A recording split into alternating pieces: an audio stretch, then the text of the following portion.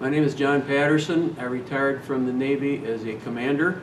We carried a lot of Marines from Okinawa over to Vietnam, and for quite a while, on 2 different occasions, we were called station ship, where we were a floating hotel for the Marines, and we were a supply boat for the shore, and our small boats went from where we were anchored out to the shore. 20 hours a day was very common. Well, we could carry perhaps a Marine battalion landing team, which was approximately 1,000 Marines, were berthed and ate aboard our ship. And they would go in, drop them off, some would come back. Sometimes we'd get members from other services come, needed a place to stay. So we were a floating hotel, but a supply dump. We always had armed guards looking for mischief around. And every now and then we'd have to go out to refuel, which we did. And one of the strangest encounters I did there was a friend of mine with whom I'm still good friends today.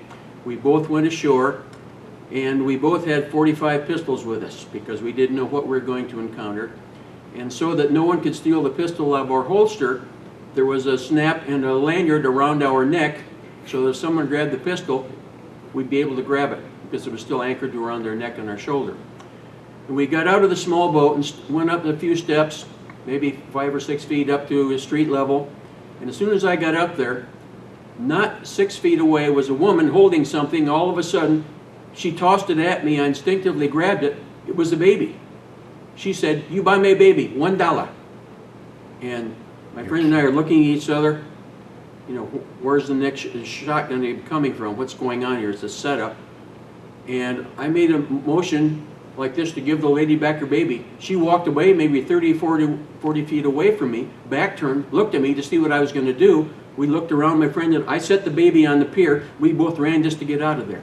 True story. Well, I was a communications officer and in charge of the signalman back in the days when, depending on flag signals, was more prominent than today, when today was a lot more electronics. We were also a radio command ship for a lot of the ships in the area. We had direct communications links to various communication stations. And a lot of times the Marines would come and get some support from us, and we'd have to give them some radios, or they'd come in and want to establish certain frequencies so that they could communicate with one another. And another memory was I met a high school friend of mine by mistake who was a Marine, and he offered to drive me around the perimeter of the Da Nang Air Base.